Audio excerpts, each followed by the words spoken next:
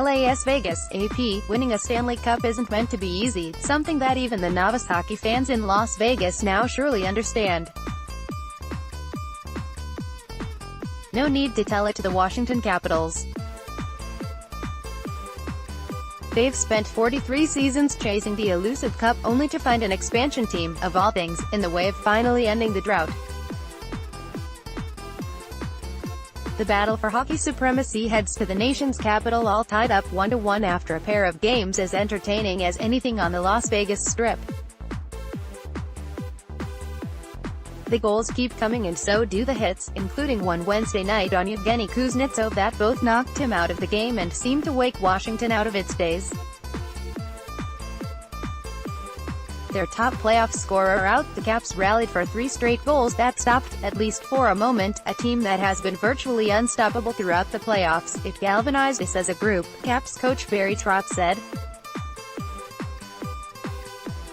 I think it might be a turning point for us. On a night when Alex Ovechkin scored the first Stanley Cup final goal of his 13-year NHL career to give the Caps a lead they somehow managed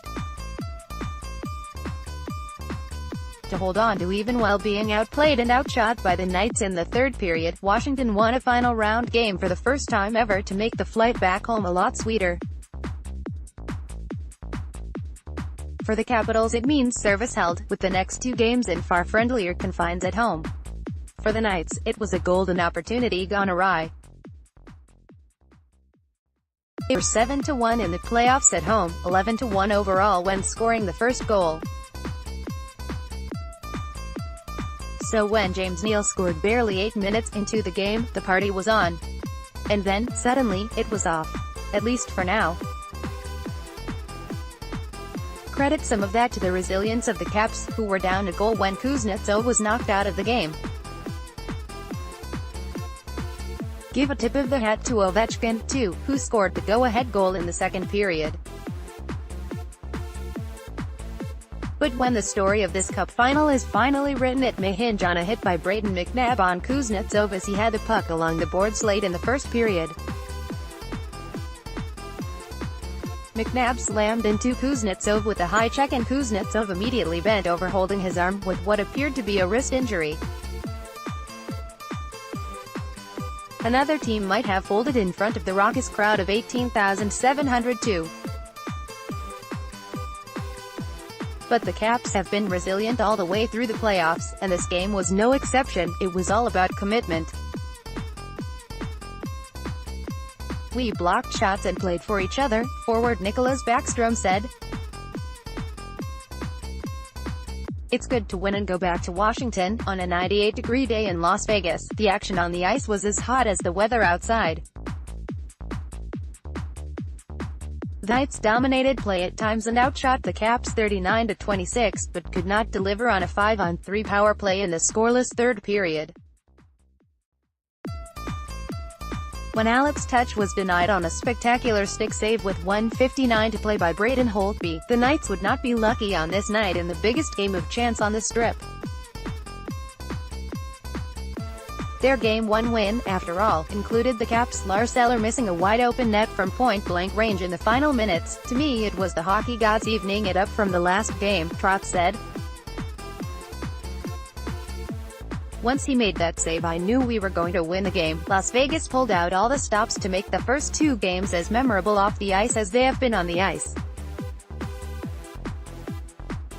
The Imagine Dragons, a Vegas-born group, sang just before the puck dropped, and a flyover by the Air Force's latest F-35 jets shook the building, as did the applause later between periods when the pilots appeared in front of the Knights' faux castle to cheer the team on. But just as Game 1 seemed to shift in the Knights' favor after Jonathan Marchessault was knocked to the ice on what appeared to be a late hit by Washington's Tom Wilson, this game seemed to turn on that hit by McNabb. With the Knights up 1-0, not only did Washington score 3 straight goals, one of them came from the player who must spectacular if the Capitals are forced to play without Kuznetsov for any length of time in the finals. Ovechkin has toiled for the Capitals since being picked first in the 2004 draft, but had never played in a Stanley Cup final until Game 1, and never scored in one until Wednesday. He's the heart and soul of this team, Washington defenseman John Carlson said. He does so much and doesn't get credit. We love him to death. He's our leader and it's nice to see him get that big goal for us. For the Knights it was a rare whiff in a season like no other. They've been one of the great stories in sports, an expansion team in its first season playing for the championship of the NHL, but every great story needs a great ending, and for the Knights to write one they're now going to have to win at least one game on the road. It's the Stanley Cup final. It's little things, said Knights forward Eric Haula. Nobody said it's gonna be a 4-0 series. It's gonna be ups and downs. We've been here before, we've been good on the road. Just put this behind us, just learn from your mistake, ______. Tim Dahlberg is a national sports columnist for the Associated Press. Write to him at tdahlberg@app.org or http://twitter.com/Tim Dahlberg. Copyright The Associated Press. All rights reserved. This material may not be published, broadcast, rewritten or redistributed.